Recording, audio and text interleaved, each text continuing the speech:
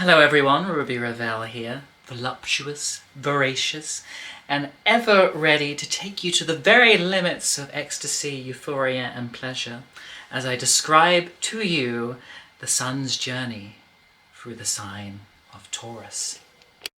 The purpose of the sun in Taurus is to offer us some stability, solidity, calm, serenity, and a sense of structure after all of the excitement and swaggering braggadocio of the sun in Aries season, as Aries is the ignition switch that sets off the zodiacal year. That whole period is about beginning things, about having initiations, about making life happen again after it has reached its ultimate point of collapse, introversion, and desuetude during the winter season.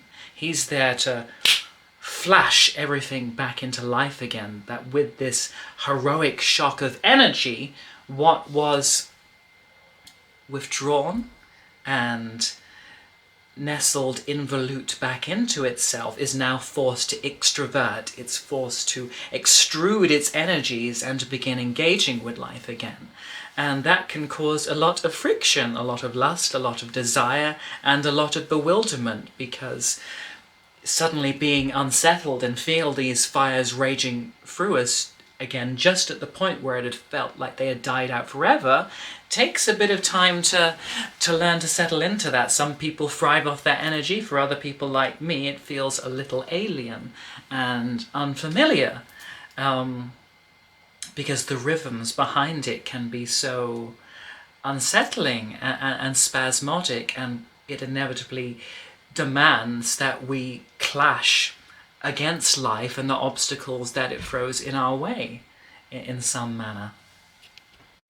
But there is also an unwieldy instability to that energy that is also incredibly naive. Aries is in many ways equivalent to the fool who starts off the hero's journey of the tarot. Because it is the beginning of life, it is willing to throw itself into all kinds of situations without any expectations or awareness of the consequences, because it is so hungry for experience that it is not willing to let the fear of failing or the repercussions it encounters put it off. It has this kind of inbuilt optimism that says, if I throw myself totally into life, I will have to emerge victorious. Life will have to reward me, because life likes go-getters. Life likes those who take it by the horns and gives it a very clear message about what it wants and what it expects. And because it has yet to learn the maturity of fully taming its energies and managing them as a long-term resource, it can have this tendency to throw everything it's got at one particular goal or effort in this huge heroic outpouring. And then if it fails, if it doesn't succeed, the sense of defeat, of personal ruination can be great, because the ego of Aries is pretty fragile. It has to be victorious. It has to be able to prove itself, to feel that it is really in the process of becoming itself. And this mirrors in nature the time, not just when all the bulbs are finally breaking through and we begin to see trees breaking into leaf, but also when the animals around us are suddenly full alert and competing with one another to acquire mates. But this is why Taurus inevitably has to follow, because yes, you might be competitive, yes, you might have to take risks and gamble and throw yourself unknowingly into situations if finding a mate, if perpetuating the species is your instinctual animal goal.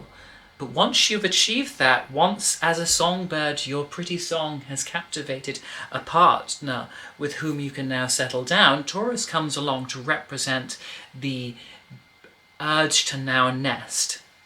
You've taken the chance, you've competed, and now from that push of energy we feel the desire to create something a bit more lasting.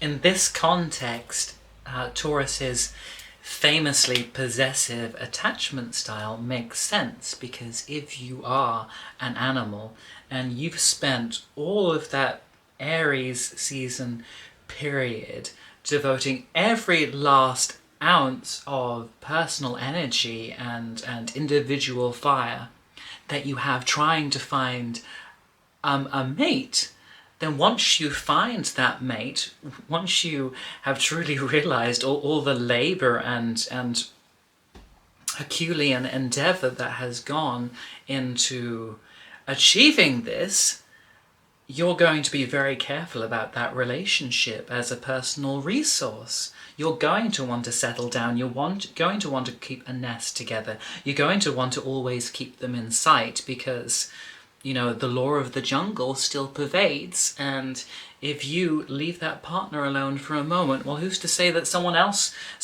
who hasn't been successful up till now might not swoop in and take away what you have worked so hard for? So whereas Aries values adventure, the sun in Taurus wants structure.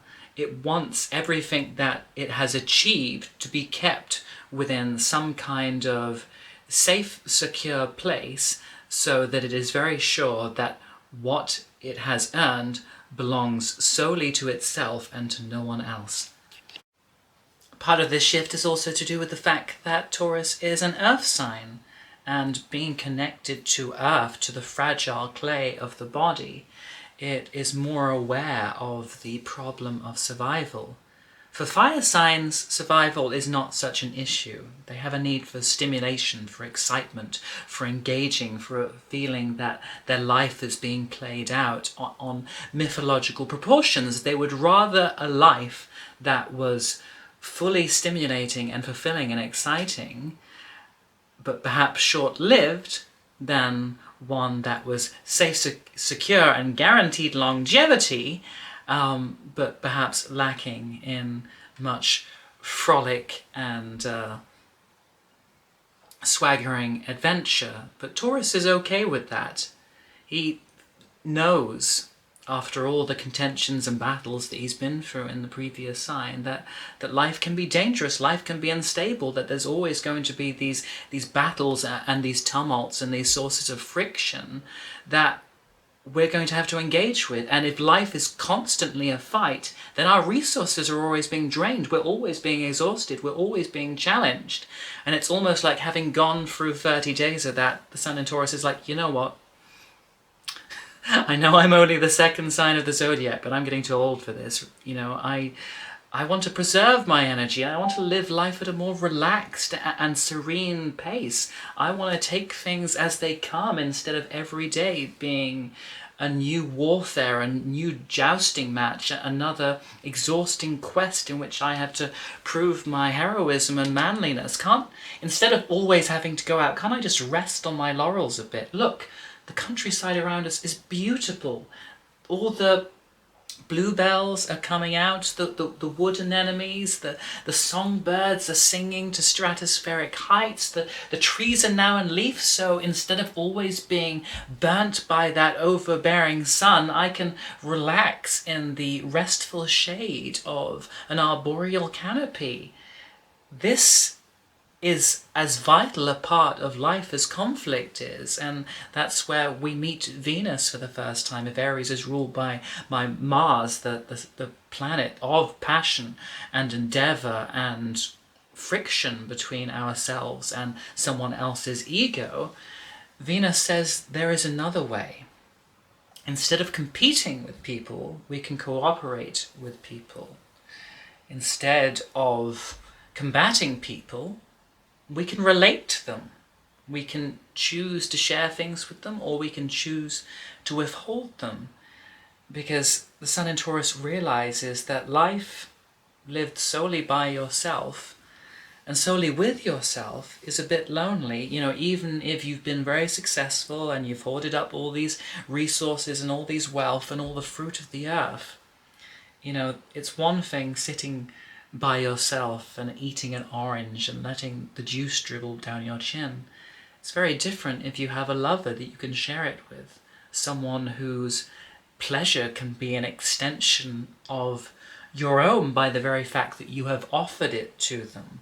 So the identification is less with action and more with the thrill of sensation of saying that there are good things to be had in life. And if I construct a safe life, if I build a house for myself, if I work for myself, if I have my own resources, if I have my own partner, then there is now a shape and structure to life. I have built up a solid fortification that is capable of containing these pleasures. You know, where I'm out being the valiant Aryan knight on the road, pickings might be slim. You know, I might stay at a castle one night and join a feast, and then as I'm travelling on the road to go fight a dragon over there, I might just have to forage or to fast or just clutch a few berries or weeds here and there. You know, that's no way to live, not knowing where your next meal's going to come. If I have my own place, if I have my own resources, then I can build up strength. I can accumulate a little bit extra so that I'm not always having to go through these fluctuations. Instead, I can achieve a state of evenness, of smoothness. Instead of always going up all these hills and troughs, I can find the golden mean in between. And Venus loves harmony. She loves balance. She loves carefully calibrating and tweaking things so that if you found a good thing, you can make it consistent rather than just being this flash that you might experience out in your Aryan adventures. Instead, it's something you can have every day. And isn't that wonderful? Isn't that beautiful? Doesn't that make you feel safer? Certainly on a physical level, it makes you feel more nourished, more healthful, you know. But you also can't value survival on the material plane so highly without also feeling that the material realm is where it's at. Taurus is the earthiest of earth signs. A lot of the other signs don't necessarily like the incarnation fact of existence. They don't like the material plane so much. Air signs exist in their concepts and then their ideas. Water signs exist in their emotions and their imaginations. Fire signs exist in the qualitative fact of life, of being the hero in a story of their own making. But for Taurus, the earth is 150% solid. There is no ambiguity. There is no emptiness. There is no formlessness. There is no shapelessness. There is just the world as it is.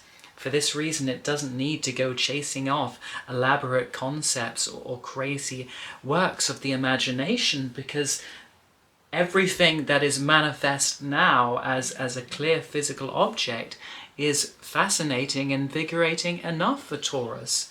It feels that God has put me in the physical Garden of Eden, the literal reification of paradise, and it is my job to preserve that, to honour that, to protect that, and to keep it as it is.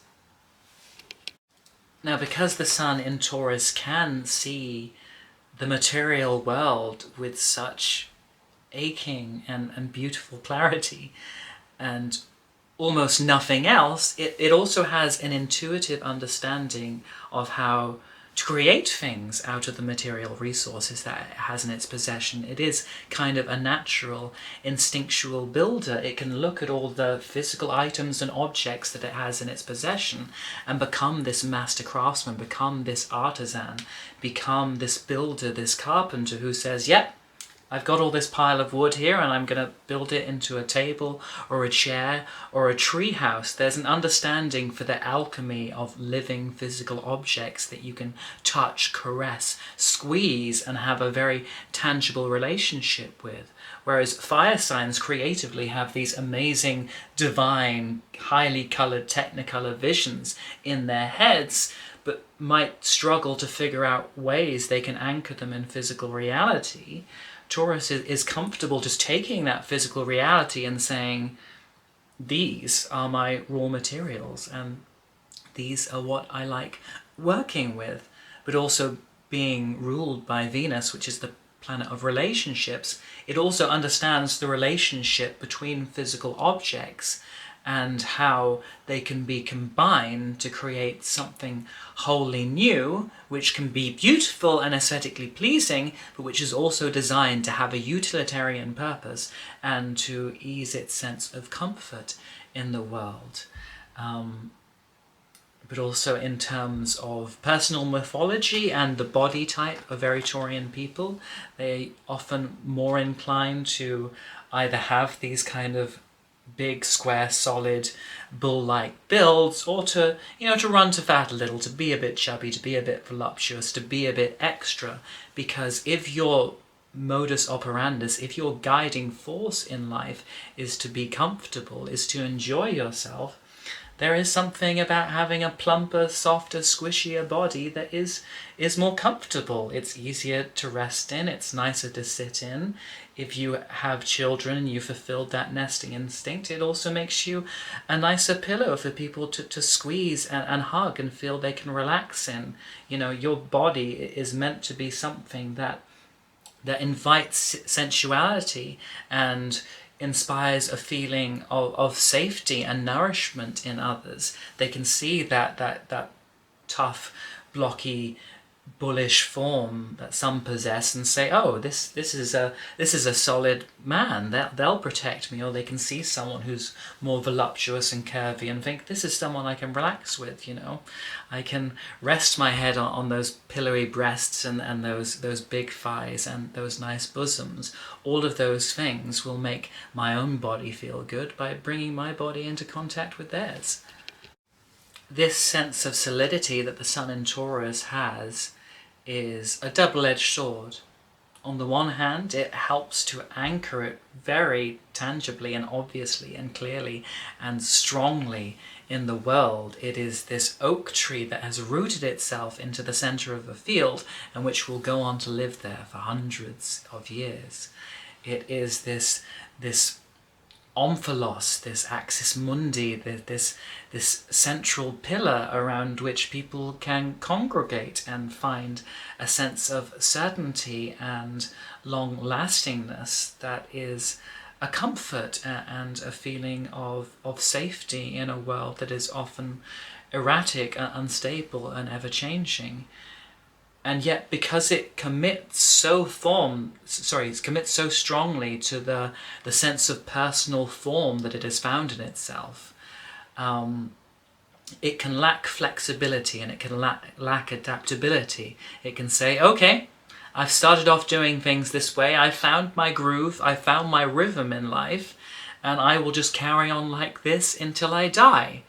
And when it encounters new things that don't fit in with that rhythm or lifestyle that it has chosen for itself, it can be very dismissive, it can be purposely obtuse, it can even get, very rarely, very angry and hot-headed because it has created this neat version of an earthly paradise for itself.